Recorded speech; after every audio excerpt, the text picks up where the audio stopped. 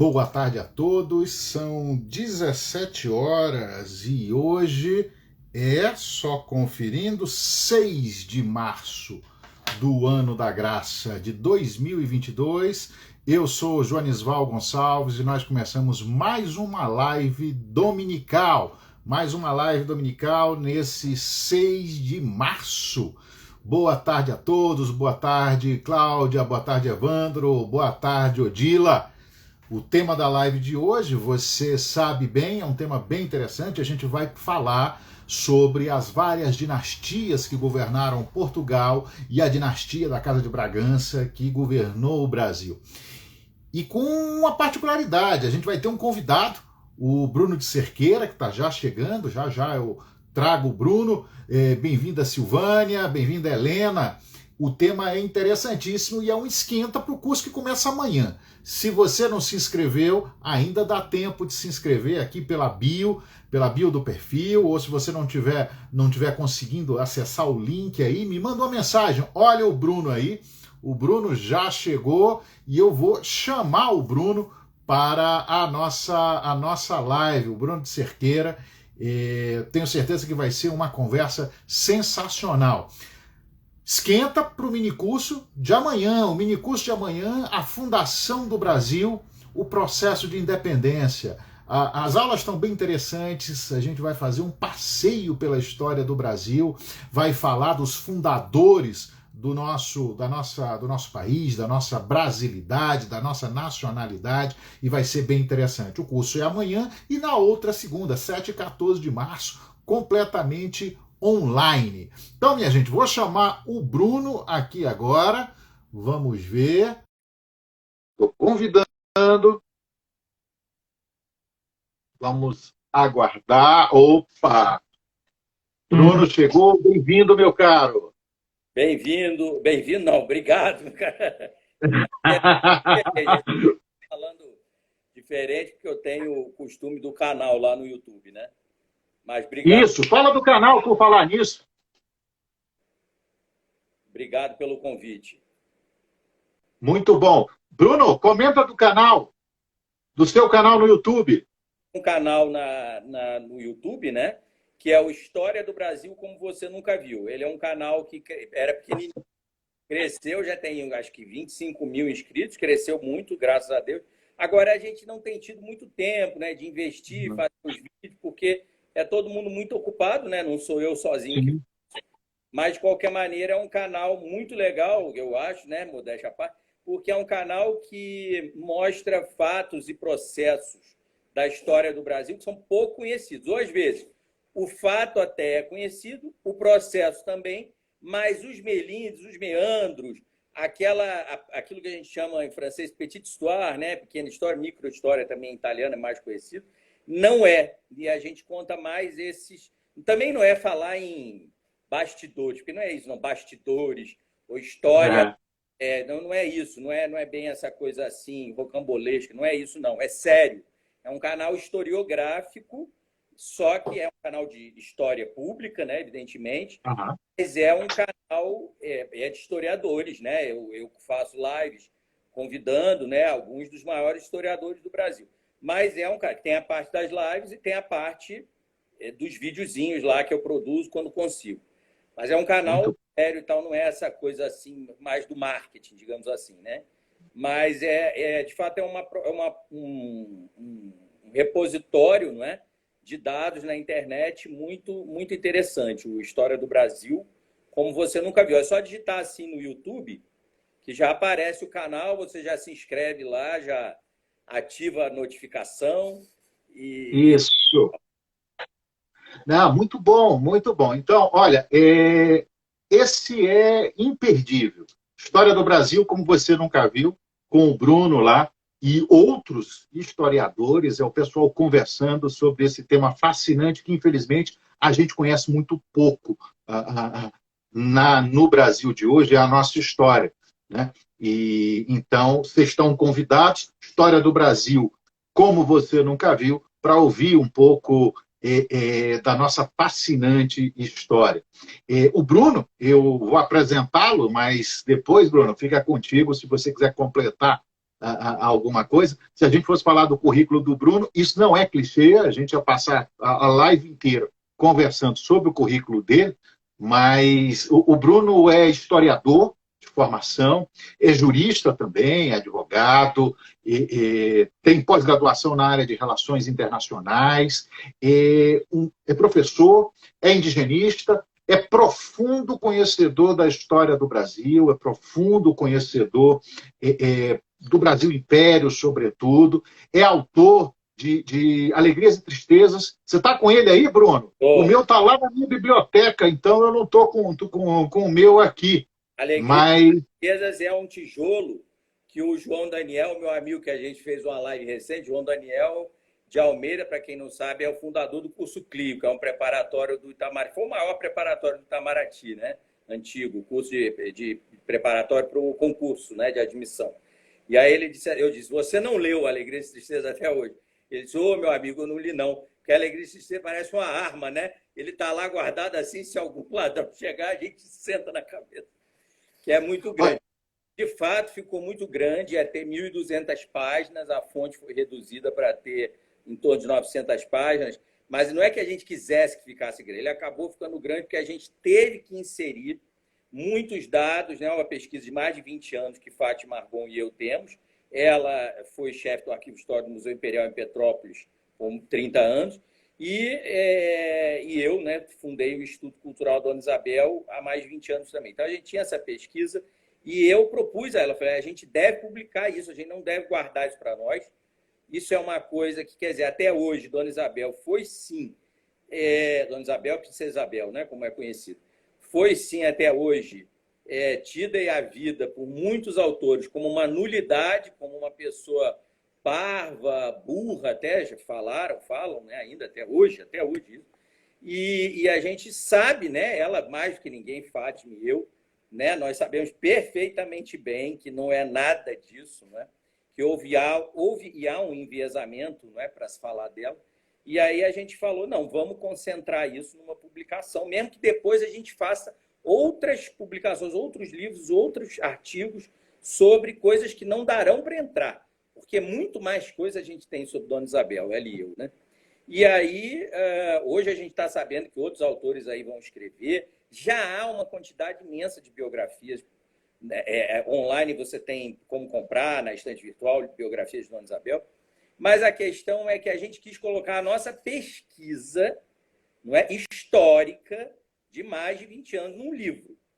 Não é uma coisa, não é uma literatura com base em história, não é romance com base em história, não é uma literatura de venda, assim, sabe, essa coisa muito popular, não é isso, não é isso. É de fato uma coisa séria, né? Também não é uma literatura, não é uma obra historiográfica panegírica, né? Quer dizer, não é um panegírico de Dona Isabel, não é uma ode a Dona Isabel, não é? Evidentemente, há críticas, há um viés crítico em relação à ação dela no tempo em que viveu, mas também é a tentativa de retirada de camadas de preconceito contra essa mulher. Ela, de fato, é uma mulher na história do Brasil que governou no século XIX. Durante 3 regências, foi, no fim do reinado do pai dela, a imperatriz por vir, né? A imperatriz que dentro de pouco tempo assumiria o trono, né? Inclusive, quando Dom Pedro II voltou, né? Ele abdicaria para ela, ele não abdicou. E aí, assim, ela foi muita coisa para ser essa personagem Princesa Isabel ridicularizada, não é? Diminuída, aparvalhada, que é colocada nos livros de história muito comumente. Então, essa foi a pesquisa. Aqui existe uma quantidade de dados imensa, que pode ser desdobrada em várias outras pesquisas, como, por exemplo, os titulares isabelinos e isabelistas do Segundo Reinado, que são os homens e mulheres a quem ela concedeu os títulos. Depois também tem aqueles a quem ela titulou por modo transverso, na corte de Portugal e na corte vaticana, no exílio dela. Afonso Celso, né, por exemplo. O Conde de Afonso Celso é o mais famoso, presidente da ABL, presidente do IHGB e reitor da Universidade do Brasil. E na verdade, também narra o exílio isabelino, que é muito desconhecido, em poucas páginas. A gente tem muito mais coisa a falar, Fátima. No ano passado, foi o centenário da morte, o Museu Imperial, o Museu Louis-Philippe do Château-d'Œx, na França, e o Instituto Dona Isabel organizaram o maior congresso acadêmico já feito sobre ela, né, na história, que está todo online, no canal do Museu Imperial em Petrópolis, que tem no YouTube também. Está tudo online. Então, lá vocês vão ver todas as mais recentes pesquisas sobre Dona Isabel, abolicionismo, isabelismo, etc, etc, etc. Então, obviamente, falamos muito de temas que estão no livro Alegrias e Tristezas. Mas esse livro, toda a autobiografia dela, né? Quer dizer, tudo que ela escreveu sobre si, a história, né? A escrita de si, que é a parte de Fátima, e toda a teoria da história, a história da historiografia sobre ela, que é a minha parte no livro. Então, tudo que escreveram sobre ela e tudo que ela escreveu sobre ela está neste livro aqui, né? O Bruno é muito modesto, mas essa daí muito provavelmente é a biografia definitiva de Dona Isabel, porque é feita, como ele falou, tem esses dois aspectos. Tem a pesquisa biográfica sobre ela e tem a própria autobiografia dela. Então, eu acho, Bruno, que vai valer depois uma live sobre Dona Isabel, ou várias sobre a Dona Isabel, porque a Princesa Isabel, ou Dona Isabel I, né, é, sem dúvida nenhuma, uma das mulheres mais fascinantes da história do Brasil, uma das mulheres mais fascinantes do século XIX. Se a gente parar para pensar, foi alguém que conduziu diferentes conflitos, diferentes alegrias e tristezas, né, com maestria. Bom, a gente vai ter uma live sobre isso. Conheçam o Bruno, conheçam o canal História do Brasil, como você nunca viu. Essa live nossa vai estar disponível no nosso canal no YouTube, Joanisval BSB, nem de longe chega aos pés do História do Brasil, como você nunca viu, mas se você quiser conhecer também, tem umas lives lá, tem umas conversas interessantes, vale entrar, se inscrever, marcar, divulgar, como eu digo sempre, divulgue. Você nos faz um favor, tanto o História do Brasil, como você nunca viu, quanto o Joanisval PSB. Divulgue, mande os vídeos para os amigos pelo WhatsApp, tudo que você nos faz um grande favor. E se você não gostar também, divulgue, mande para os seus desafetos. Se você achar ruim, mande para os desafetos também, que a gente agradece. Eu elogio, tanto faz, né? Exatamente. Crítica ou elogio a gente está recebendo. Algumas informações aqui, alguns avisos paroquiais. Eu não vejo as mensagens que estão chegando.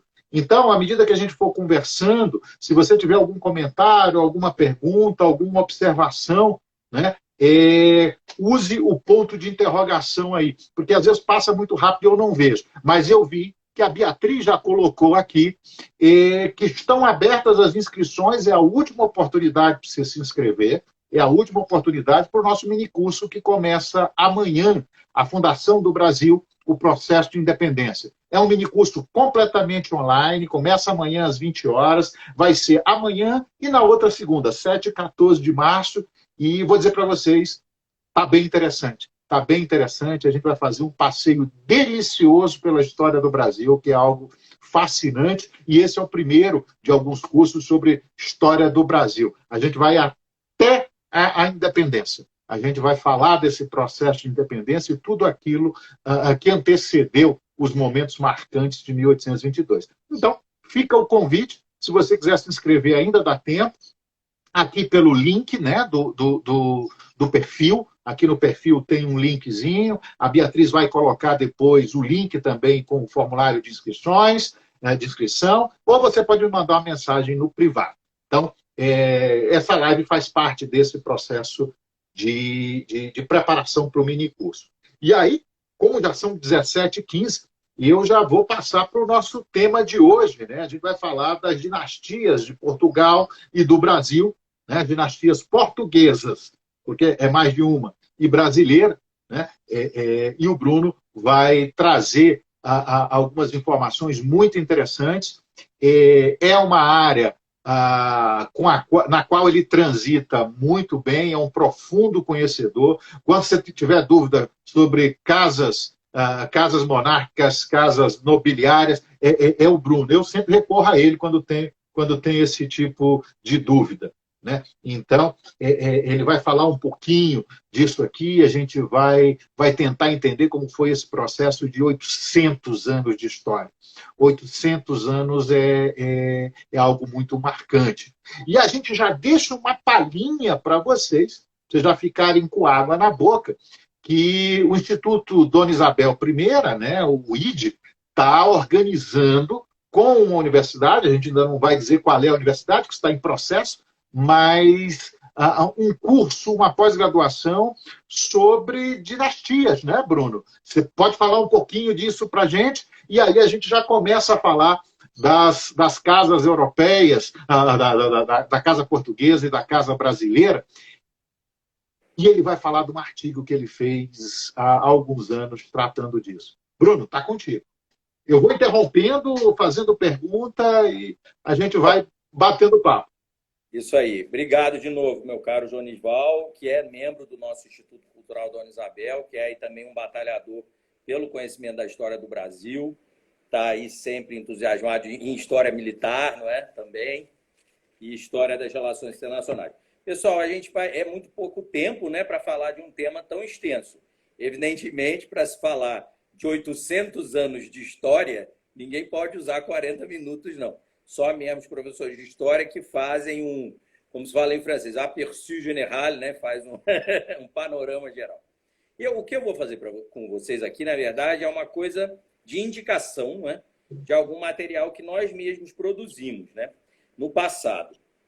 Existem materiais que eu considero extremamente didáticos, né, como, por exemplo, essa tábua, aí falando, sem entrar ainda, né, no tema desde a primeira dinastia de Portugal até a última, que, na verdade, eu vou conversar aqui com vocês, é a mesma dinastia, mas eu vou comentar que existe uma tábua genealógica, não sei se vocês estão dando para ver perfeitamente. Estamos conseguindo ver, né, com algum reflexo, claro. Isso foi feito pelo ID, né? Isso, o Instituto Cultural Dona Isabel, ele tem uma tábua genealógica do bicentenário da transmigração da corte portuguesa para o Brasil, que é 2008, né? Imprimiu em 2009. E essa tábua é muito didática. Ela mostra Dom João VI com Dona Carlota Joaquina, os filhos dele, e chega até Dona Isabel e Dom Gastão e os filhos dele. Então, quer dizer, vai o Dom João, Dona Carlota, todos os filhos, Dom Pedro, Dona Leopoldina, Dona Amélia, todos os filhos, inclui vários dos filhos legitimados de Dom Pedro I, então mostra a Marquesa de Santos. Tem a Dona Maria II de Portugal, não dá para mostrar a descendência toda dela, mas a gente fala num quadro como que foi essa descendência. Tem o Dom Pedro II do Brasil e todos os filhos. Tem Dona Isabel do Brasil e todos os filhos. E aí acaba porque não dá continuidade na tábua. A tábua é essa. Então, ela se chama justamente Tábua Genealógica Resumida da Dinastia Real Portuguesa e Imperial Brasileira. Essa tábua, ela existe para venda no Instituto Dona Isabel. É R$20, é uma coisa assim, né? Enfim, muito barata. Então, se vocês tiverem interesse, escrevam no e-mail financeiro@idisabel.org.br que o Hugo, nosso secretário adjunto, ele vai responder para vocês e vai poder enviar essa tábua e vocês vão ter esse material didático que é importante para ter isso, né? Com todos os brasões bonitinhos, todas as diferenças heráldicas distintivas dos brasões, porque teve consultoria heráudica, né, do professor Francisco Vieira, Chico Pereira das Neves, meu amigo. Então, isso é um material muito didático também. Eu já reservei a minha, tá? O pessoal ficar sabendo, eu já reservei a minha, porque é interessantíssimo. Pois é, e eu tenho um artigo publicado numa revista antiga de cultura do Rio, que não existe mais, essa revista, a revista chamada Ventura, que é exatamente sobre o que eu vou falar aqui para vocês, que é o Reis de Portugal e do Brasil, que é exatamente isso que a gente vai fazer aqui hoje, né? da história dinástica de Portugal e do Brasil. Então, é um artigo que, para efeitos da revista, foi grande. É um artigo de 20, sei lá quantas páginas, sei lá, 20 e poucas páginas, quase 20 páginas, talvez, em que eu faço um resumo, né, histórico das chamadas 4 dinastias portuguesas, que são a Casa de Borgonha, não é? A Casa de Avis, eu já vou falar o que é casa, né, nesse sentido. A Casa de Habsburgo, né, em português, que era Espanha e Áustria, né, e a Casa de Bragança. Bom, Bruno, só uma observação aí, só para destacar, né? Quando a gente fala Borgonha, alguns também chamam de dinastia Afonsina, não é isso? eu vou falar. E os Habsburgos filipinos, né? Você pode falar casa, porque em francês casa é maison. E esse nome maison, não é? Ele se tornou nos séculos 14, 15, 16, 17 sinônimo da administração dos palácios, capelas, fazendas, castelos de uma família, de uma linhagem. E aí, com isso, e isso já estava no latim, também já existia essa tradição no latim de domus, que também é casa. Então, quando você fala de uma dinastia e você chama de casa, você está dizendo, como até hoje você fala, a Casa de Windsor. Windsor, como a gente fala em português. A Casa de Windsor é a dinastia real reinante no Reino Unido, a Grã-Bretanha e Irlanda do Norte. E também em outros reinos, né? No Reino do Canadá, no Reino da Austrália, no Reino da Nova Zelândia, por aí vai. Então, casa e dinastia, eles têm sinonímia para esse efeito. Agora, dinastia pode ser aplicado também para outras famílias que são de alta linhagem, não é? Governaram em algum tempo, não governam mais, ou então foram feudais, foram senhoras feudais e não são mais, até porque não existe mais feudalismo. Foram principescas, ducais, também pode. Então, é um termo muito lato. Então, tanto casa quanto dinastia. E a gente designa com a titulatura correta. Então, Casa Ducal Principesca de Arenberg, por exemplo, né? Que é uma casa meio belga, meio germânica, meio neerlandesa, uma mistura. Então, Casa Principesca de Lien, na Bélgica, que é uma casa menor também, mas é a mais importante da Bélgica, depois da Casa Real. Por aí vai. Então, só estou dando exemplo do que significa casa. As dinastias reinantes são aquelas que conduziram os estados nacionais e transformaram esses estados, que eram dinásticos, ou seja, estados das suas próprias casas, em estados nacionais. Então, portanto, eram casas senhoriais muito fortes, que se tornaram muito mais fortes do que outras, e tomaram aquele lugar e se elevaram historicamente, constituindo aquele reino e sendo abençoadas pelo papado. Assim nasceu Portugal. Portugal é um condado de um príncipe capetinjo. O que é o capetinjo? É a dinastia da França, aí também considerada a terceira dinastia também, mas que, na verdade, se divide em várias casas. Por isso que eu vou dizer para vocês que, num senso maior, essas casas, a Casa de Borgonha, a Casa de Avis e a Casa de Bragança, são da mesma dinastia capetinja. É muito curioso.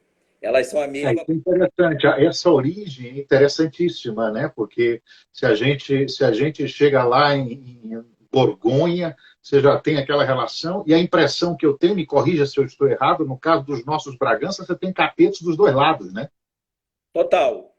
Não, porque, na verdade, como eu vou chegar a isso. E aí, a condado portucalense, ou seja, onde está o porto, cidade do Porto, ali foi um feudo dado de presente para uma filha do rei de Leão, então ali pertencia ao rei de Leão, onde lá hoje está na Península Ibérica, vocês sabem que já foi uma opção de coisa, lá é um mix de raças, entre aspas, como se dizia antigamente, hoje a gente fala etnias, evidente, não existe raça, né? Só uma raça.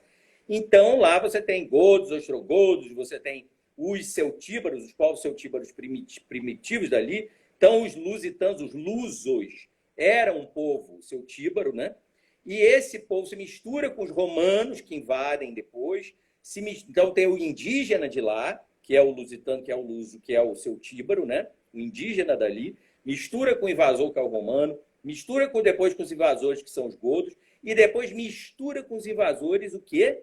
Árabes, mouros, né? Que são os norte-africanos arabizados, né? Muçulmanos. É uma mistureba. Uma mistureba. Isso é o povo português.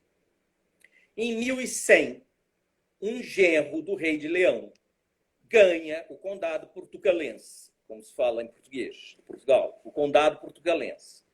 Esse príncipe Henrique, né, Henri de Bourgogne, né, esse príncipe, se casa com a filha, Dona Urraca, do rei de Leão, e eles têm um filho. Esse filho, ele é um personagem mágico da história de Portugal, porque ele é o pai de Portugal. E ele é o pai de todos nós também, luso-descendente. Dom Afonso Henriques, que era o nome dele, né? Dom Afonso Henriques, porque Henriques é o filho de Henrique. O filho de Henrique. É o filho de Fernando. Antunes é o filho de Antônio. Gonçalves é o filho de Gonçalo. Gonçalves também. Todo o ES no final, em espanhol, em português, significa o descendente de, o filho de. Assim como o Sohn, né, em alemão, Son em inglês, Zen em dinamarquês, e por aí vai. Of, né, em russo, etc. Então, é a mesma coisa. Então, o Dom Afonso Henriques, esse personagem que é legendário, legendário, porque ele é concreto, real, existiu, mas cuja história se une à lenda, porque ele é o pai fundador, o pai mítico, né, fundador de Portugal. Ele, esse guerreiro medieval, Dom Afonso Henriques, ele, em 1139, muito antes dos primos dele, reis da França, duques da Borgonha, reis da Espanha, muito antes dessa gente toda existir, ele funda uma monarquia nacional. Claro, óbvio, ululante, que a gente sabe, que durante o século XII, XIII, XIV, XV, aquela monarquia nacional fundada por Dom Afonso Henriques está está desenvolvendo-se para efetivamente se tornar um reino soberano pleno, sem ser retomado por Castela, por Leão, etc., etc., como a gente vai falar aqui. Claro que Portugal vai ser, de novo, tomado, né, no século XVI, ele vai estar tomado, né, no XV, no XVI, porque a gente vai, no XVI, no XVII, porque a gente vai ter a chamada União Ibérica, que é uma coisa que várias vezes vai ter se tentado fazer, tanto da parte de Portugal quanto da parte de Castela e Aragão. Muito bem. Dom Afonso Henriques, esse pai fundador da nacionalidade, para vocês terem ideia da importância dele, basta dizer que Joanisval ou Bruno, tanto faz, descendemos de Dom Afonso Henriques. Todo mundo descende de Dom Afonso Henriques. Todo luso descendente descende dele. E por que a gente sabe disso? Porque, na verdade, existe uma lei genealógica, né? Aí eu estou falando como genealogista, além de historiador, chamada Implexos Ancestrais, que, na verdade, prova que a gente, por ter 2 pais, 4 avós, 8 bisavós, 16 trisavós, 2 tetravós, nessa progressão, nós temos bilhões de antepassados, né, numa dada quadratura histórica. Então, se você uma geração é considerada 25 anos. Então, se nós estamos em 2020, né, na década de 2020, imagina na década de 1130. Voltando a essas gerações, necessariamente nós descendemos ou 1, ou 2, ou 3 vezes de Dom Afonso Henriques. Há pessoas que defendem de Dom Afonso Henriques 200 vezes, 300 vezes. Quem são essas pessoas? Os próprios reis. Os reis de Portugal, né, e Algarves, os reis da Europa descendem dele muitas vezes, mais de uma centena de vezes. Por quê? Por causa da endogamia. O que é endogamia? O casamento entre parentes. Somente os reis têm endogamia? Não, isso é uma ignorância. Todos nós descendemos de endogamias. Todos nós. Todos nós, quando a gente sobe uma genealogia, a gente vê que nosso bisavô e nossa bisavó eram meio primos. Nosso trisavô e nossa trisavó eram primos irmãos. Às vezes, o nosso trisavô era tio da nossa trisavó, e por aí vai.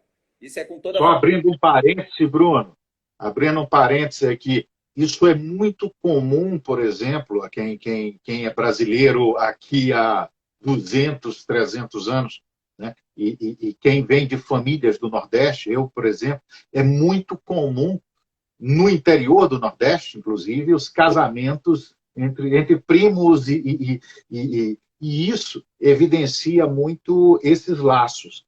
Um segundo parênteses, a gente fala um pouco de Dom Afonso Henriques numa live há umas 3 ou 4 semanas, quando a gente falou dos Templários e da fundação do Brasil, porque Dom Afonso Henriques tinha uma relação muito estreita com a ordem que depois vai se converter na Ordem de Cristo, né? na Ordem de Cristo em Portugal.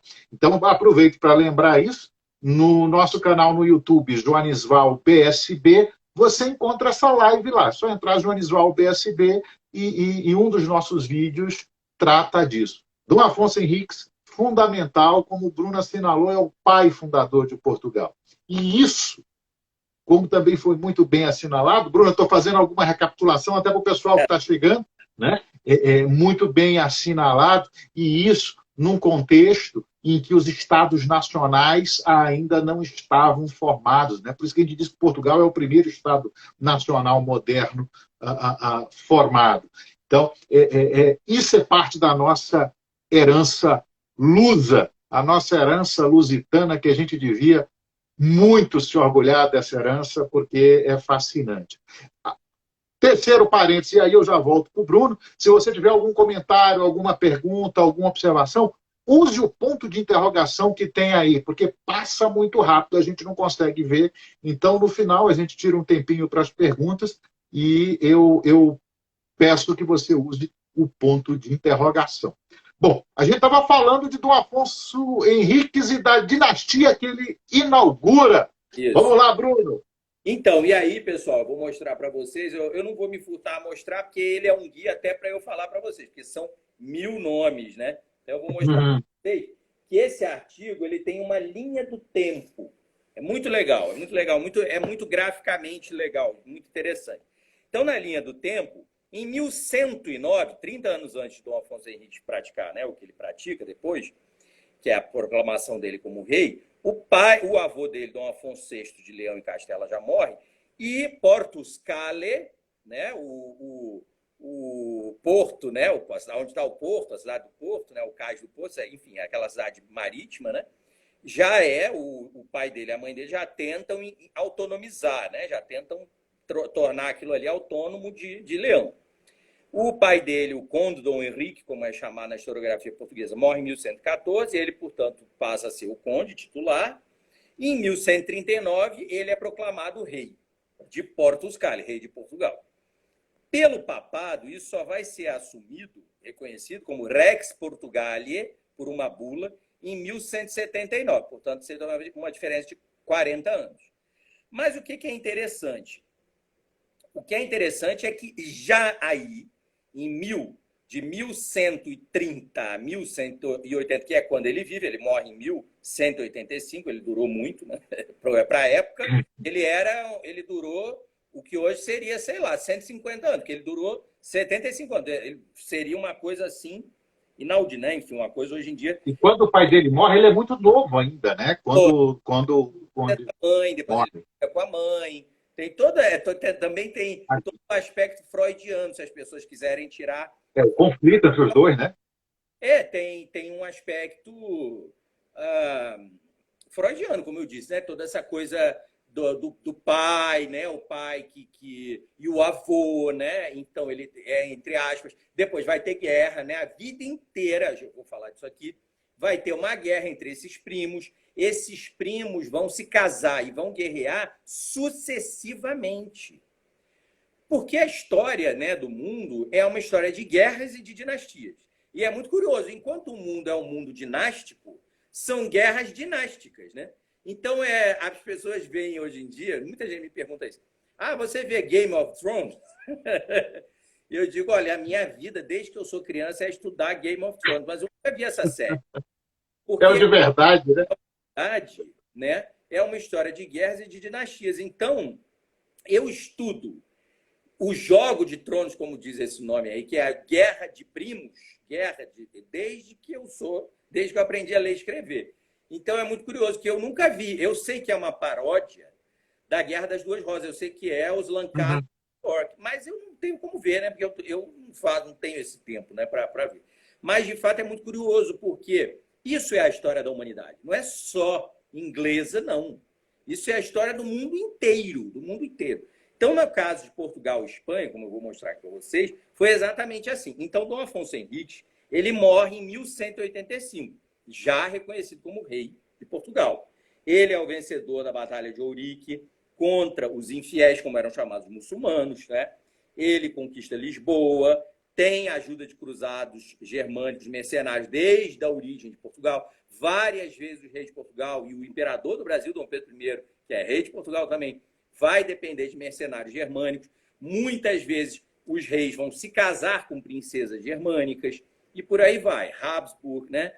A Casa de Bragança, no final da monarquia bragantina, ela é tão bragantina, capetinja. Bom, eles são a mesma coisa. Bourbon, Bragança, Bourbon. Eles têm uma endogamia. Então, eles são tudo isso, e Vítalos Bar também, eles são tudo isso várias vezes, né? Mas isso eu vou, se der tempo, né, vou falar. Então, a Casa de Borgonha, ou dinastia Afonsina, como o João Isval lembrou, ela vai ser uma sucessão. Dom Afonso I é o Dom Afonso Henriques, morre em 1185, assume Dom Sancho I, filho dele. Morre em 1212, assume Dom Afonso II, que é neto já. Depois, Dom Sancho II, e por aí vai. Então, a dinastia Afonsina, ou a Casa de Borgonha, vai ter um ápice com Dom Dinis, o Lavrador, que é um monarca muito conhecido na história, né, universal, porque ele é um dos monarcas medievais trovadores, ele é um trovador, né? Ou seja, uma espécie de poeta, digamos assim. Na verdade, no medievo, na transição, não é? Disso que a gente chama de a Alta Idade Média, é aquilo que seria essas convenções historiográficas para datas e processos, né? É aquilo que vem depois da Idade Antiga. Então, é mais lá no passado, né? A baixa é quando você está já chegando no Renascimento. Mas o ápice, vamos dizer assim, um ápice da Idade Média seriam, entre aspas, seriam os séculos justamente 12, 13, ou 11, 12, 13, mas enfim, Carlos Magno está aí, foi antes disso, mas esses séculos que a gente chama de renascença medieval, ou seja, é um renascimento antes do Renascimento. E nesse período houve governantes europeus, que eram os senhores feudais, né, que eram poetas, a seu modo, que eram trovadores, como a gente fala, não é? E que eram também, no caso de Dom Dinis, né, vai ser o responsável por fundar a primeira universidade de Portugal, né, que existe até hoje, né, que é Coimbra. Então, na verdade, são os incentivadores disso que a gente hoje chamaria de uma educação pública, não é? Uhum. No tempo não tinha nada dessas terminologias assim, né? Bom, ele é muito famoso e a mulher dele é uma rainha Santa Isabel de Portugal, infanta de Aragão, também prima, né? Era tudo casando já primo com primo. E ele, então, que era, por sua vez, sobrinha neta de Santa Isabel da Hungria, e essa rainha Santa Isabel de Portugal, muito venerada pelos portugueses até hoje, ela está lá num convento, né, de Santa Clara, e aí os reis de Portugal, descendentes todos dela, a família real, pode ir lá beijar a mão dela, porque ela fica lá um defuntozinho, né, os restos mortais, e todo ano, então, as monjas abrem, as clarissas lá abrem para a família real. Só a família real pode entrar na câmara da rainha santa defunta e aí beijava a mão dela. Quem fez isso... Ou seja, se você quiser ir à Câmara Real para beijar a mão da rainha defunta, se você não for da família, você não pode. Não, você pode ir ver, né? Você pode ver. Mas não beijar a mão.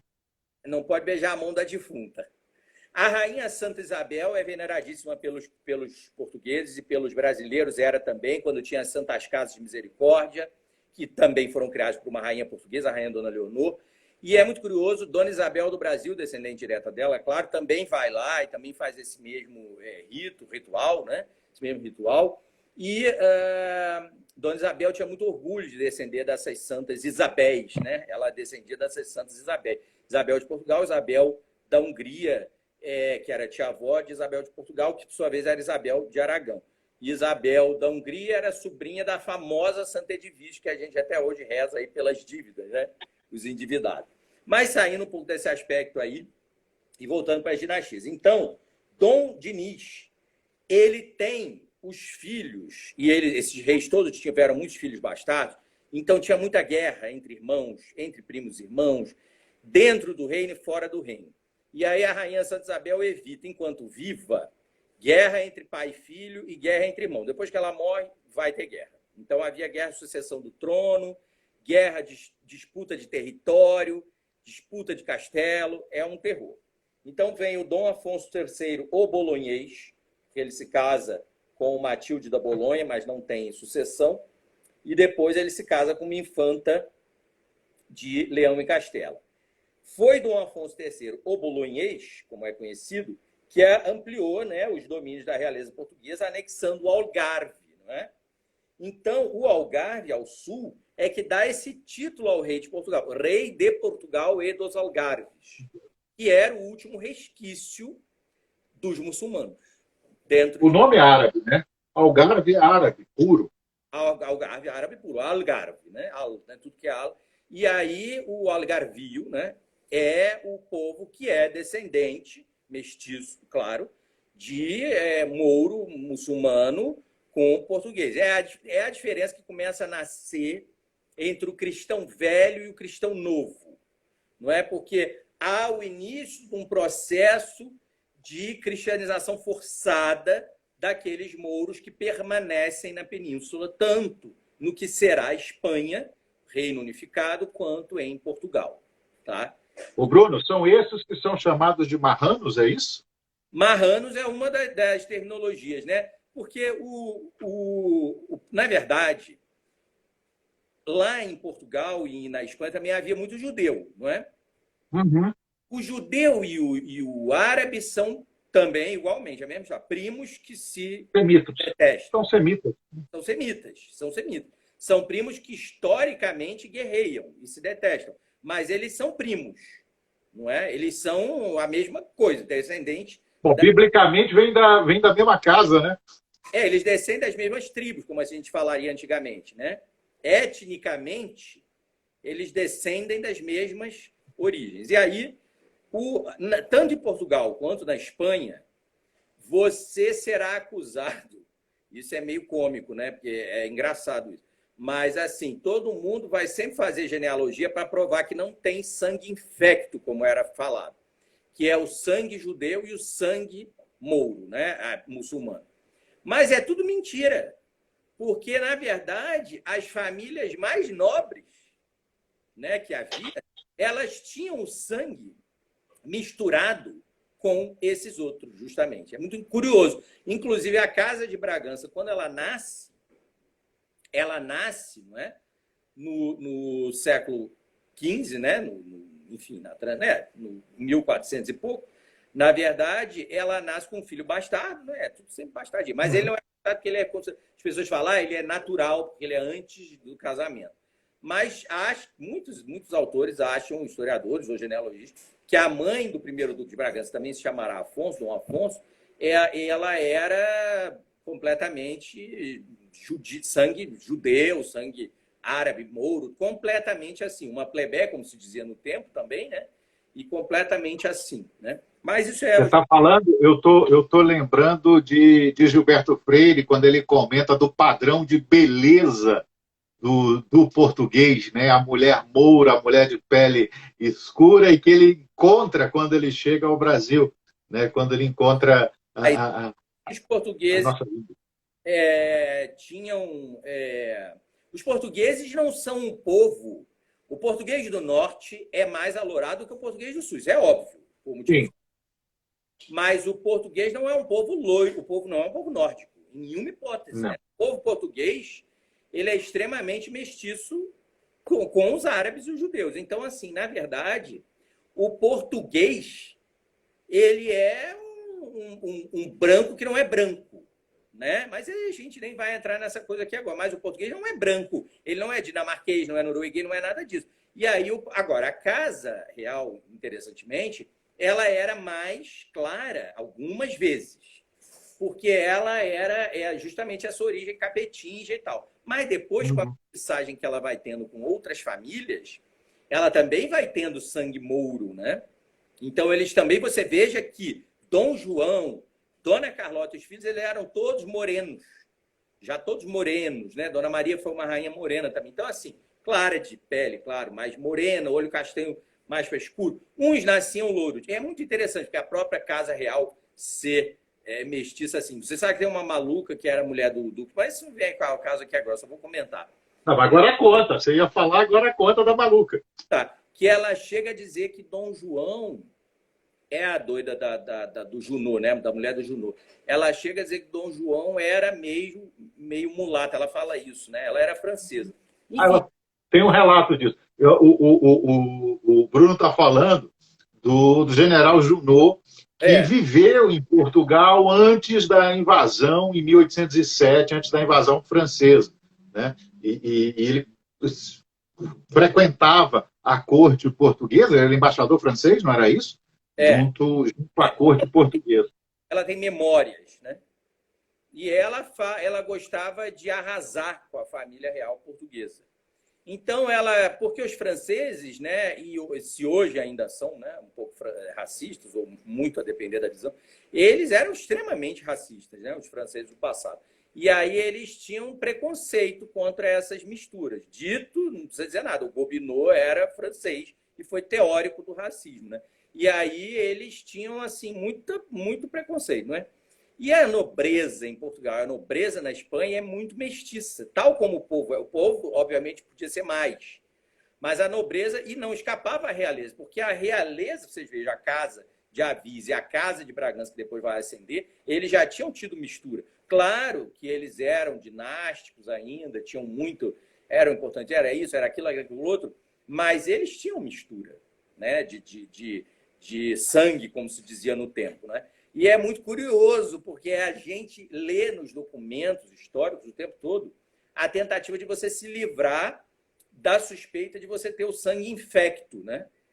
Só que todo mundo tem esse sangue, né? Cristão novo, esse sangue marrano, né? Como é uma das expressões, né? Que o Jonas Val lembrou, esse sangue mouro, esse sangue judeu, esse sangue misturado, não é? Todo mundo tinha.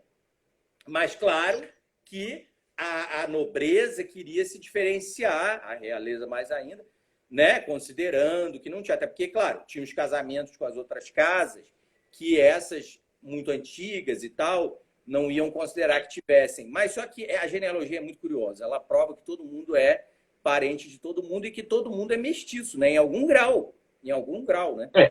Enfim, é uma... Isso que você está falando me faz lembrar algumas coisas também, né?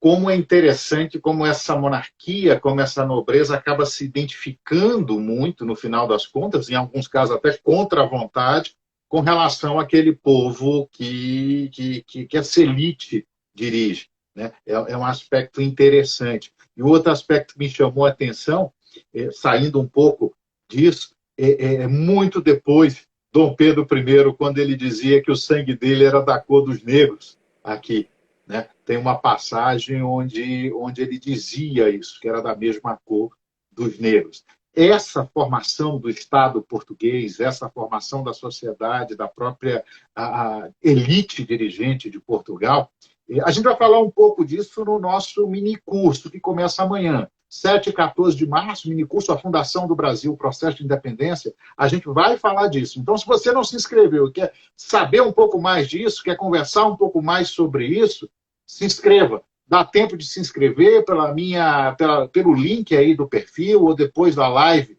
Você me manda uma mensagem que está bem divertido, está bem interessante. E a gente vai falar dessas coisas todas. A formação do Brasil, a formação do povo brasileiro e a formação dos nossos ancestrais portugueses é indubitavelmente fascinante, essa mistura, essa presença moura, esse lado também até do europeu do norte também, que, veja, a gente tem que lembrar que lá atrás os godos chegaram, né? Então você tem uma mistura. Eu brinco um pouco com isso, Bruno. Você vê o cearense em si. Eu achei que eu estava no Ceará quando eu fui à Polônia. Eu brinco com isso, que eu achava que eu estava no Ceará. Os poloneses acabam sendo muito parecidos com os meus parentes no Ceará, se você parar para olhar. E se você pega João Paulo II... Polônia... Oi? Você falou Polônia ou Bolonha? Polônia. Polônia. Pegue João Paulo II, nosso São João Paulo II, bote uma camiseta regata, uma bermuda e um chinelinho de dedo e solte em Fortaleza. Ele passa tranquilo por um nativo, passaria tranquilo. Então é só para... O que acontece? No Ceará, na Paraíba, no Rio Grande do Norte, existem famílias endogâmicas que descendem de, por exemplo, né? Estou dando um exemplo, fidalgotes ou então até judeus, inclusive, que vieram com Nassau. Uhum.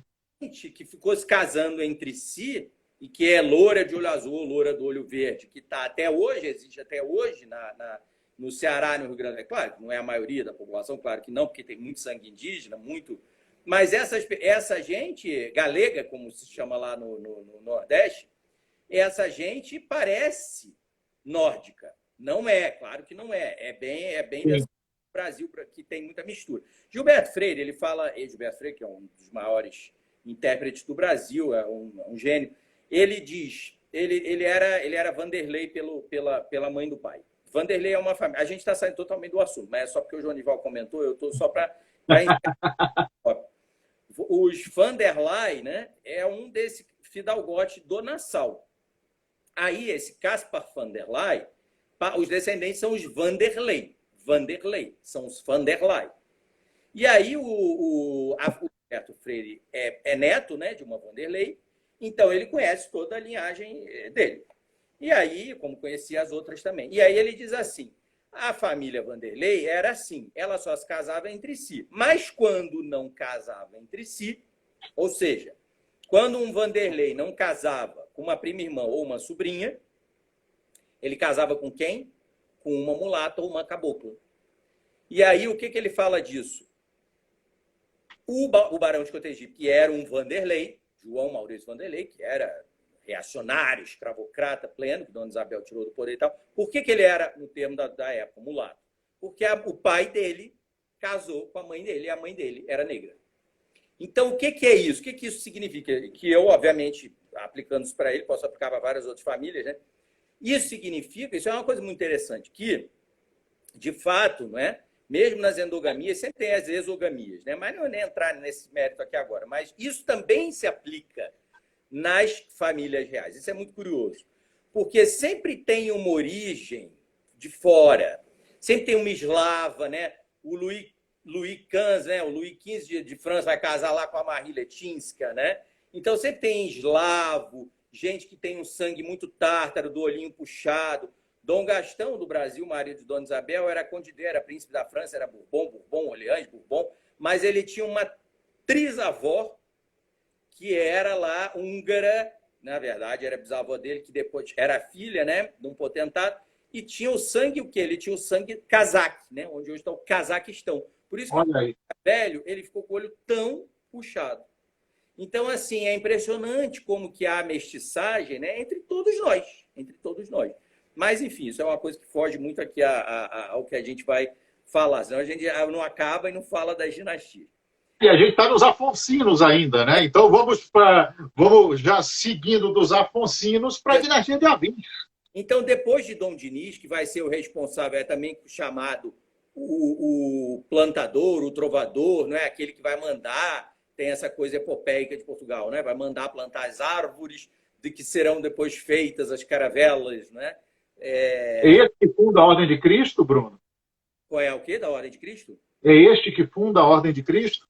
Olha, tem até que me lembrar. Eu acho que sim, é esse o Dom Dinis, não? Portugueses na Ordem de Cristo, exatamente. Na verdade, aí era outra discussão imensa. A Ordem do Templo, né? A Ordem do Templo é uma ordem europeia de cavalaria monástica, né? Que ganhou muito poder. E isso foi recorrente. Não foi só com eles que aconteceu isso. Com os jesuítas vai acontecer a mesma coisa 400 anos depois. Então, assim, todas as ordens da igreja que ganhavam muito poder, o próprio papado extinguia as ordens, né? E a Ordem do Templo foi isso que ocorreu. A maçonaria, eu sei que o João João é maçom, então ele tem a maçonaria, ela tem um discurso, ela não é dessa época, mas ela tem um discurso que projeta uma autorrepresentação e uma autoimagem de ser a descendente direta da Ordem do Templo. Então, assim, mas por que isso? Do ponto de vista intelectual, do ponto de vista das ideias, defende-se na maçonaria que a Ordem do Templo já defenderia ideias libertárias e tal, uma coisa mais ou menos assim. Não é bem assim. Na verdade, na história da humanidade, todo Estado dentro do Estado, ele pode ser destruído a qualquer momento. Né? Porque todo Estado dentro do Estado é uma ameaça ao Estado maior. Né? Sim, com certeza. Como hoje seria uma mega empresa, digamos assim. Ela vai se tornar maior do que o Estado, como, por exemplo, foi o poder do Assis Chateaubriand, né? Como foi a mate laranjeira, que Getúlio Vargas também nacionalizou. Tudo que fica muito poderoso, o Estado intervém. Né? Mas vamos entrar nesse mérito. Mas é isso, ele que transforma e torna a Ordem do Templo, o ramo português, na Ordem de Nosso Senhor Cristo. Né? Então, quando Portugal descobre o Brasil, entre aspas, quer dizer, Portugal toma posse dessa terra na América, né, que também não era América para os indígenas, claro, é em nome da Ordem da Ordem de Cristo que isso é feito 200 anos depois disso aqui que a gente está falando. Né? Bom, Dom Diniz, então, é sucedido por Dom Afonso IV, o Bravo, né, como é conhecido, que casa com Dona Brice de Castela. Como vocês vão ver aqui, nem dá para falar disso tudo, mas o casamento deles com Aragão e Castela é sucessivo. Por quê? Porque existe seria, em linguagem marxiana, seria essa propensão dialética, né? Eles falariam assim, da união da Península Ibérica. Né?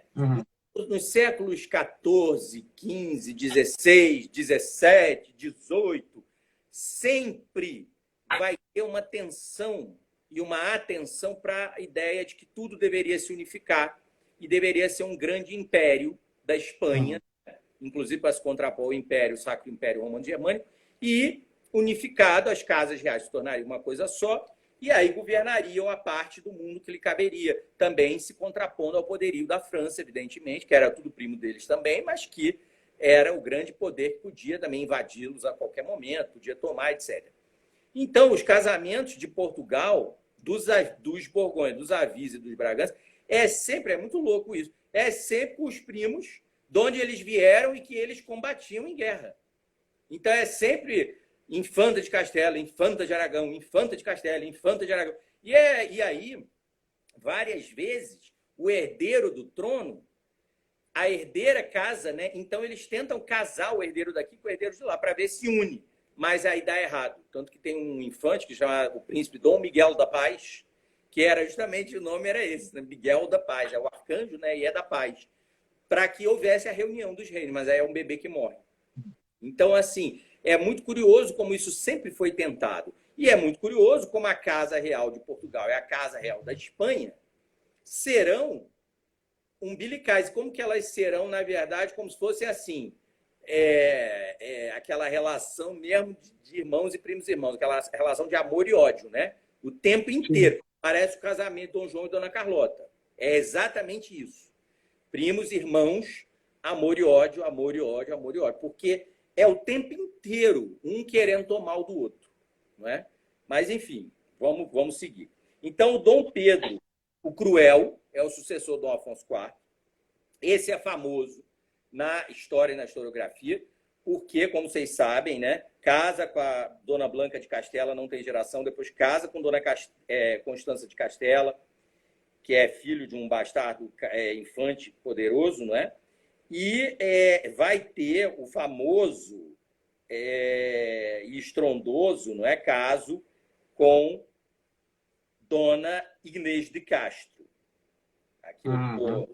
que é aí aquela história escabrosa, né, que as pessoas gostam muito de lembrar da a rainha que foi a mulher que foi rainha depois de morta. Gente, muita gente não conhece essa história, né?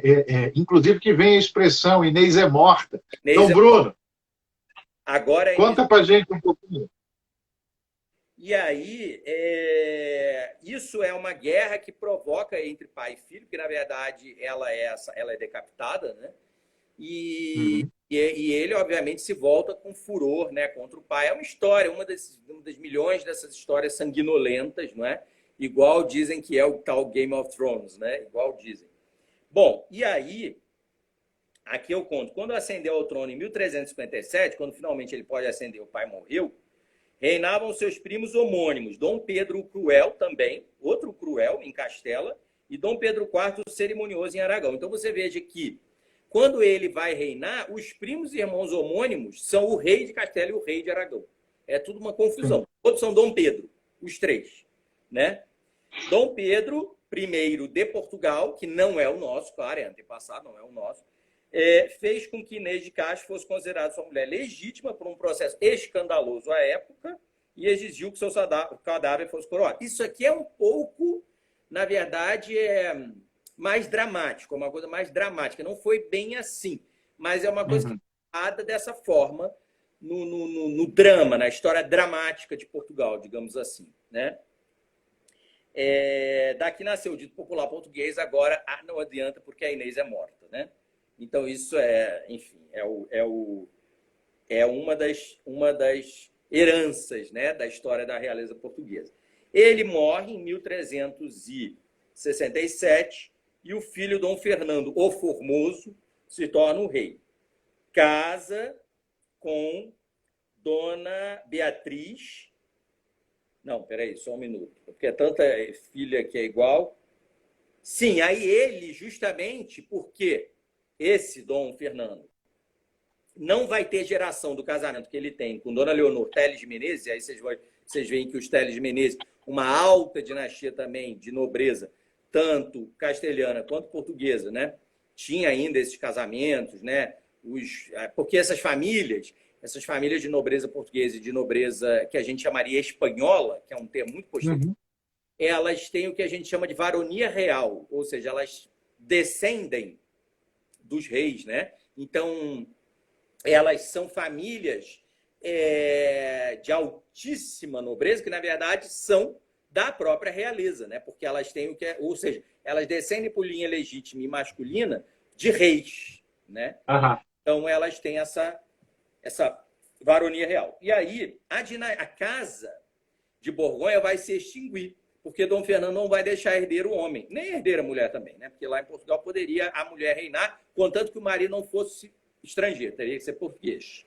E aí, o que vai acontecer? O Dom João, mestre da Ordem de Avis, que era filho bastardo, não é, do rei, Dom João, vai ser o Dom João I, ele, na verdade, Castela vai invadir Portugal, para tomar Portugal, porque Dona Beatriz, que era a rainha de Castela, mulher de Dom Juan I, já do outro que sucedeu, era infanta de Portugal, então ela se achava a herdeira, a dona do pedaço.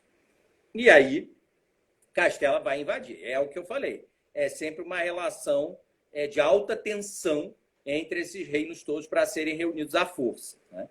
E aí o povo, e aí sim vai ter uma revolução da burguesia e do povo.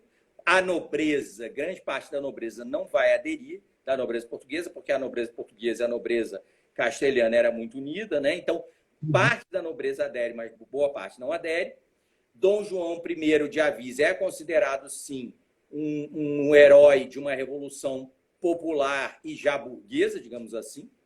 E isso vai ocorrer e aí eu digo aqui, renovando suas expectativas do domínio em Portugal, o rei castelhano, Dom Juan, prepara um exército de 22 mil homens. Os portugueses não eram mais do que 7 mil, liderados pela extremosa habilidade do estrategista militar Dom Nuno Álvares Pereira, que é aí que ele aparece, o condestável de Portugal, que vai ser o fundador da Casa de Bragança, junto com o filho bastardo desse Dom João de Avis, é muito curioso.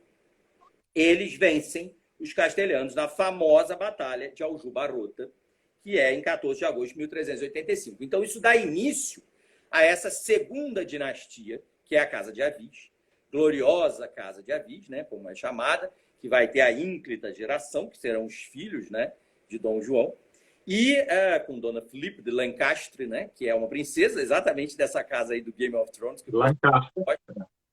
E que serão, né, o Dom Henrique o Navegador, né, então será um deles, né, e que serão os responsáveis depois pela expansão marítima imperial portuguesa, não é? Isso é muito puxando o gancho, as grandes navegações são feitas sob a dinastia de Avis. Sim. É Avis que leva Portugal a se expandir, né, como essa nação, e que é fascinante também, né? Um país pequeno, na periferia da Europa, que, por sua vez, se a gente pensasse globalmente, era a periferia do mundo ali, né? Quando você tem uma China unificada, né? Você pensa na Europa como periferia do mundo naquele momento, e você pensa em Portugal, lá no cantinho da Europa, e aquilo vai se transformar nesse grande império, né? Eu até arriscaria dizer o primeiro império onde o sol nunca se punha, né? Portugal foi isso, né? Que é a expressão que entrou para a história pelo Império de Carlos V, Dom Carlos I de Espanha, que foi o Carl, né? Também do Sacro Império. Uhum. Mas que, aliás, é outro que vai, né? Enfim, que vai casar também com Portugal, né? Com a filha de Dom Manuel. Então, assim, o que vai acontecer? Os Avis iniciam aqui, com esse Dom João I. E aí vai haver uma pequena anglicização da dinastia, da Casa Real, porque a mulher dele é essa princesa inglesa. Então, os filhos já vão ter nomes, inclusive o nome Duarte é o Edward, né? Dos ingleses, né? Então, já vai ter essas tradições vão nascer. E aí, dele em diante, já vai ter o Dom João II, chamado Príncipe Perfeito, Dom Duarte I, o Eloquente, Dom Afonso V, o Africano, porque vai, né, também fazer novas investidas em África. E aí, por fim, vai haver um problema sucessório nos Avis para continuar na mesma casa, não é? O Dom Manuel o Venturoso, que era primo irmão e cunhado desse último da geração direta do Dom João, ele é que vai se tornar 14º rei de Portugal, isso em 1495. Então, Dom Manuel, e aí é no reinado de Dom Manuel o Venturoso que o Brasil, não é? Que não sonhava em existir, a terra de Santa Cruz, a terra de Vera Cruz, né? Que era uma ilha na cabeça deles no início, ele vai ser apossado. O rei Dom Manuel Venturoso vai ser o primeiro que vai usar o título de Senhor da Conquista, da Navegação e do Comércio da Etiópia, da Arábia, da Pérsia e das Índias. Isso é uma coisa que eu realço em todos os meus textos. Como vocês sabem, aqui eu tenho um capítulo, né, da história genealógica da Casa Real Portuguesa, publicada em Portugal, Academia Portuguesa de História, que é a descendência de Dom Pedro I do Brasil. Eu fiz com a professora Isabel Lustosa, ela fez a parte biográfica, eu fiz a parte genealógica. E o que é curiosíssimo, o rei português é o único monarca do mundo que tem no seu título de realeza, na sua titulatura inteira, o comércio. Isso é uma coisa fantástica, porque, veja, isso mostra que, embora se tratasse de uma realeza, se tratasse depois dos Bragança de uma altíssima nobreza, que também já era uma realeza, e que é alçada ao poder e tal, o comércio, e aí é muito curioso, o comércio, e aí é muito curioso, entra a filosofia de Kant nessa história, né? Entra tudo que Gilberto Freire ensinou para a gente, o comércio como o fator de união de todos os povos numa civilização pacífica, né? Como Kant idealizou, é uma coisa que os Bragança e os Avis, antes deles, os Bragança são um ramo de Avis, os avis Bragança, os Bragança Portugal, queriam, de fato, para o mundo. Evidentemente, um mundo em que eles teriam primazia, óbvio, um mundo, como diria o Gilberto Freire, um mundo que o português criou. Um mundo lusófono seria um grande exemplo disso, e nós existiríamos até hoje, né? Se não tivesse havido a desunião de 1822, que agora a gente comemora, claro, porque é o bicentenário, independência, etc., mas que o mundo conheceria esse grande império ultramarino que existia, que poderia ser um exemplo. O Brasil é o grande herdeiro disso tudo. O Brasil é o grande herdeiro disso tudo. É uma pena que hoje, bom, enfim, aí não vamos entrar no que o Brasil atual.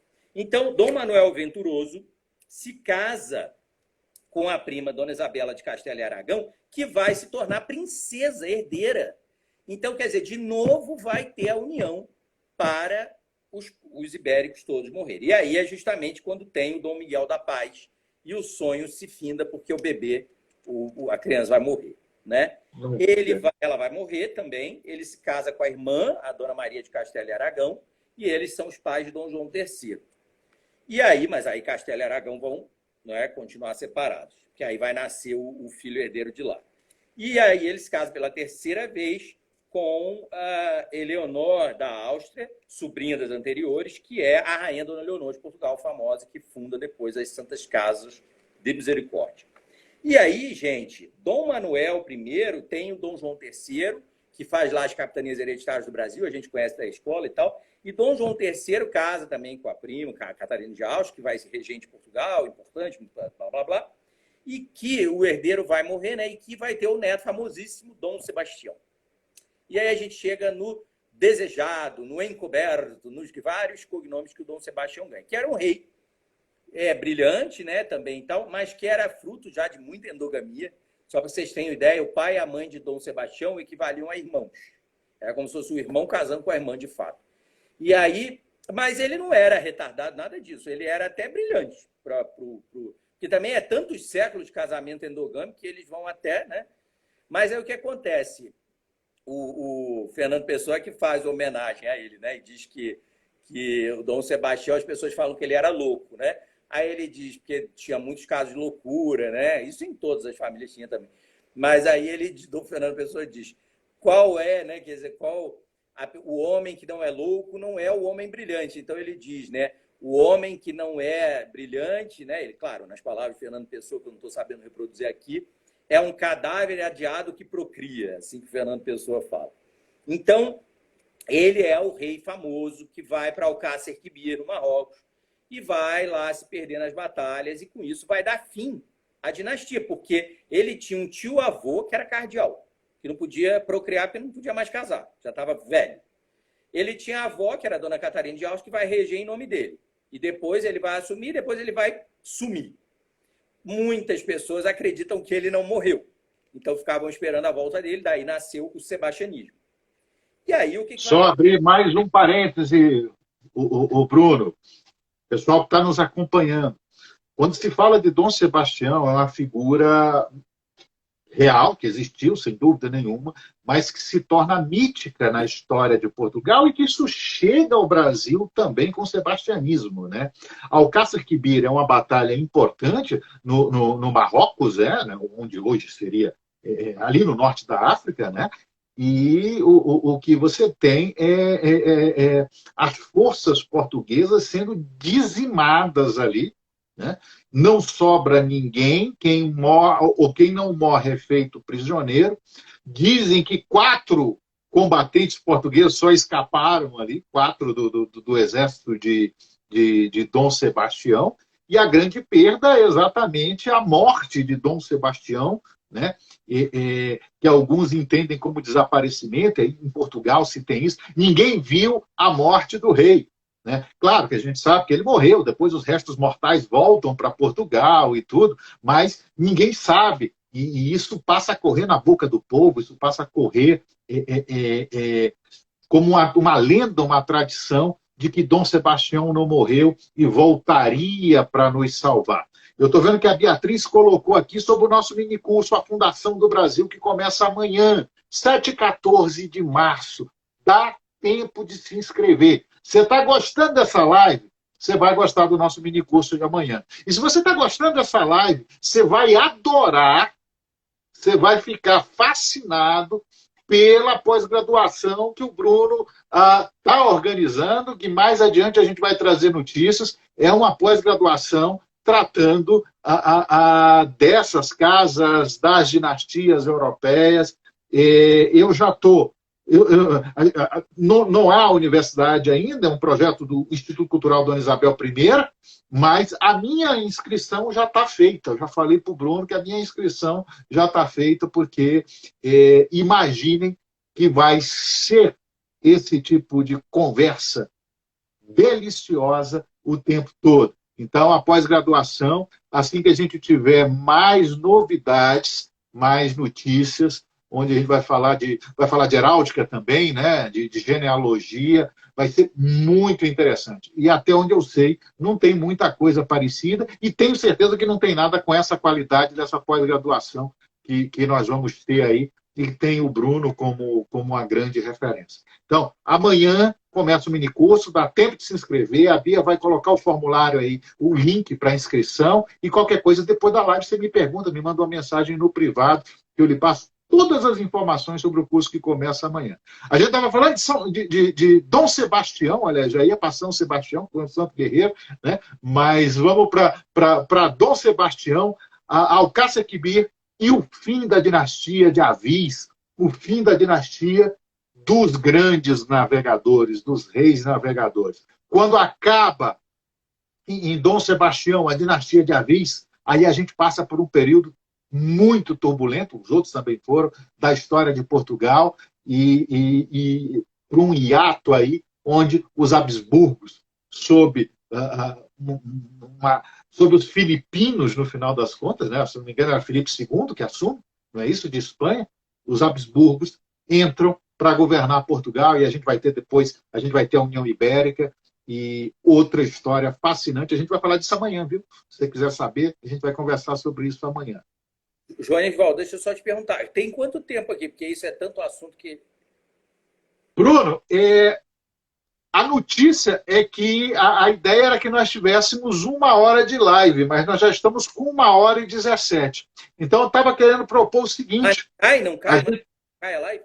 Eu acho que cai. Então, nesse sentido, a minha proposta é a gente fechar na Casa de Avis, fechar agora na Casa de Avis, e mais adiante a gente já faz uma outra live continuando isso. Eu tenho feito em algumas conversas. O que você acha?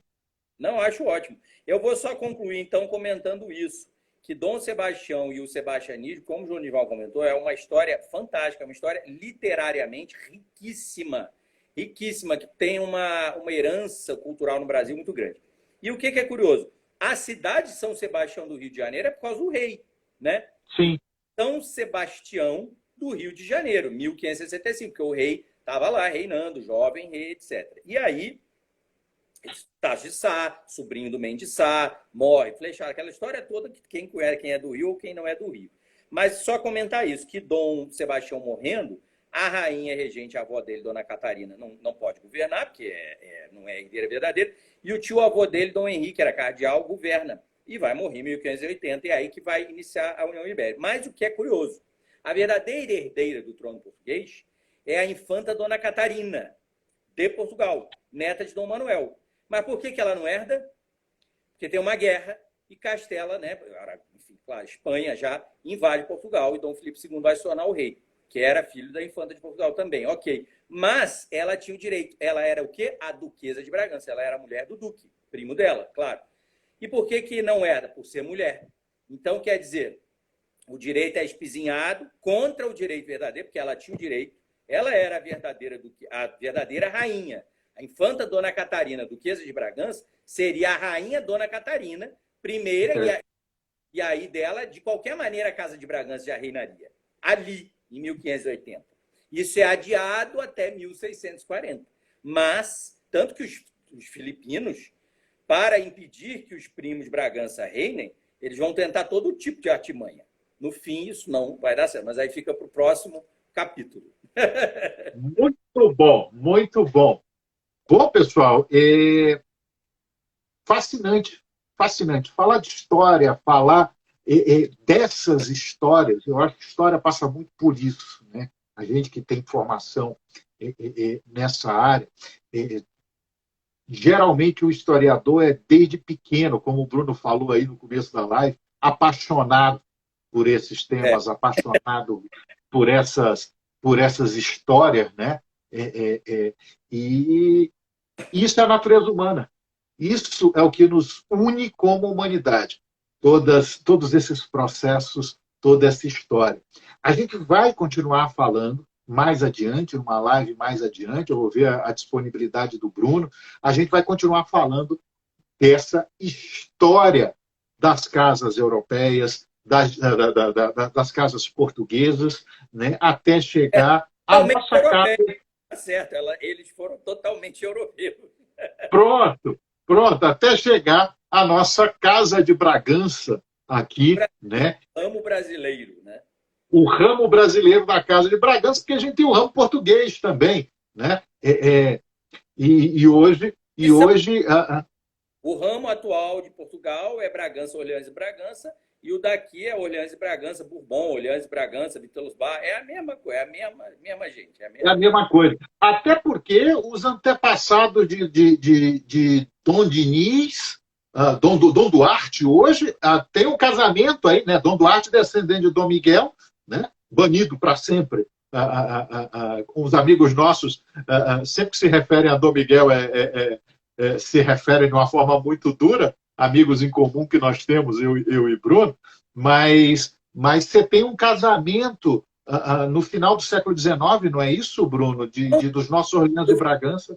Não, foi em 1942, muito recente. O Dom Duarte é filho de Dona Maria Francisca Orleans e Bragança. Ele é Bragança pelo Löwenstein, as famílias da Alemanha, e Orleans e Bragança, Bourbon, Dobrzinski, tudo pela mãe.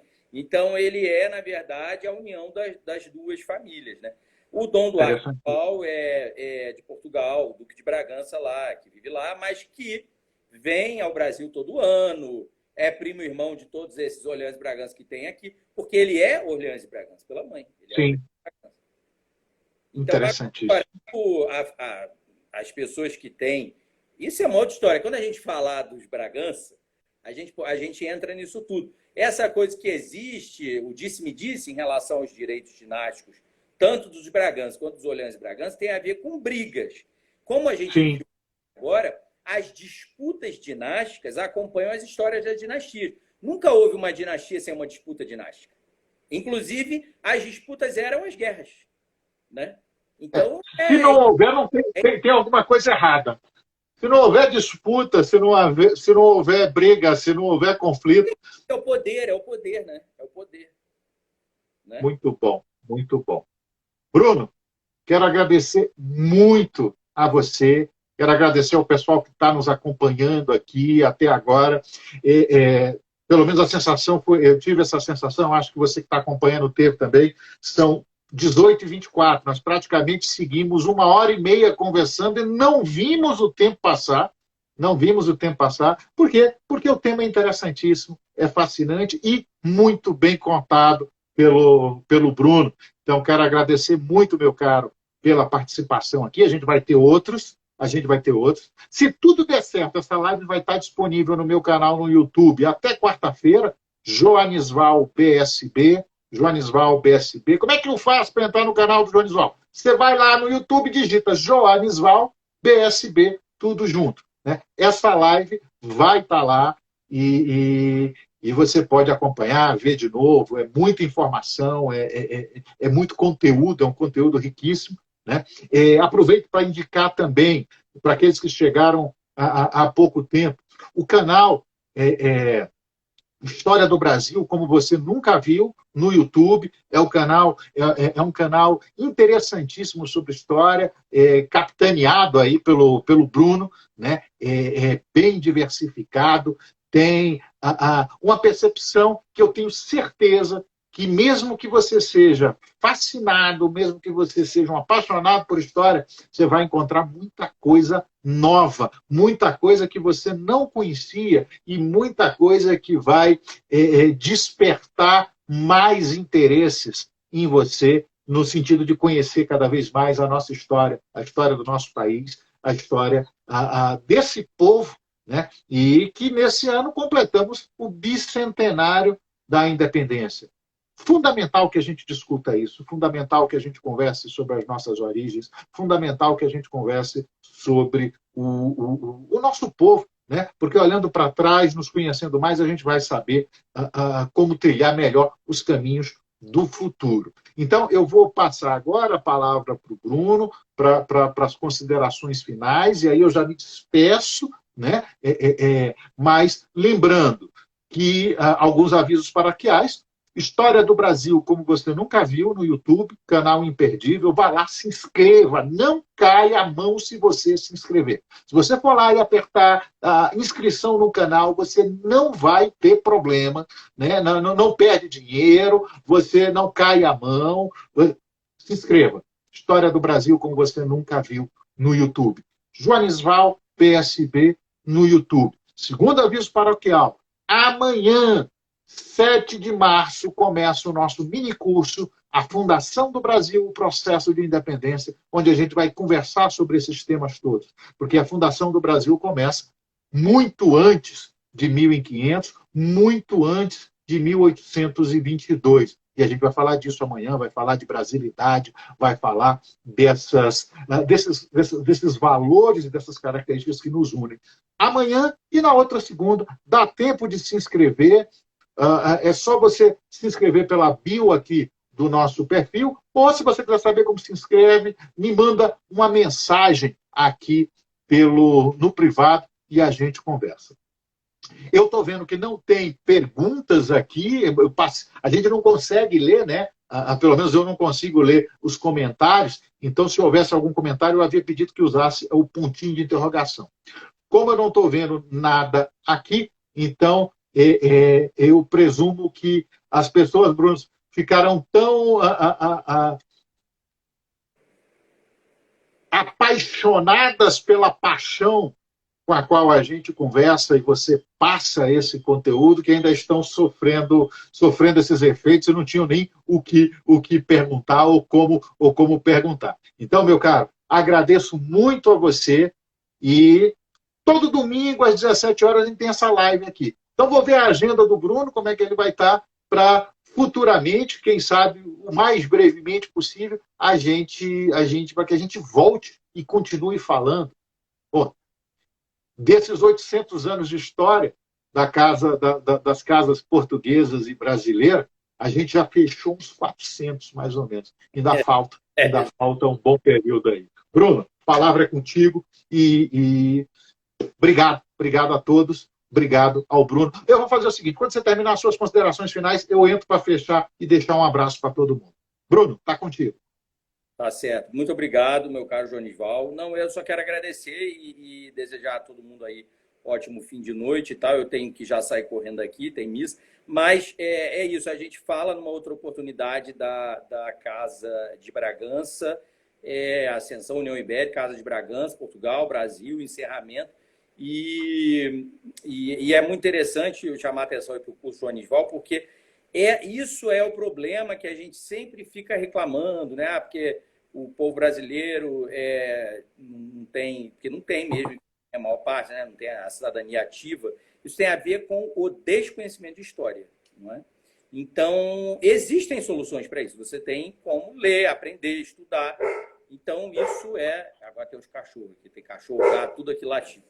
Isso é o remédio para isso. Então, eu deixo aí com vocês essas dicas que o Joanisval já deu e me despeço. Obrigado, Bruno. Obrigado a vocês que nos acompanharam. Tenham uma semana abençoada. Cuidem-se. Até o próximo domingo. E fiquem com Deus. Obrigado mesmo, Bruno. Sensacional. Abraço, minha gente. Até logo. Tchau, tchau.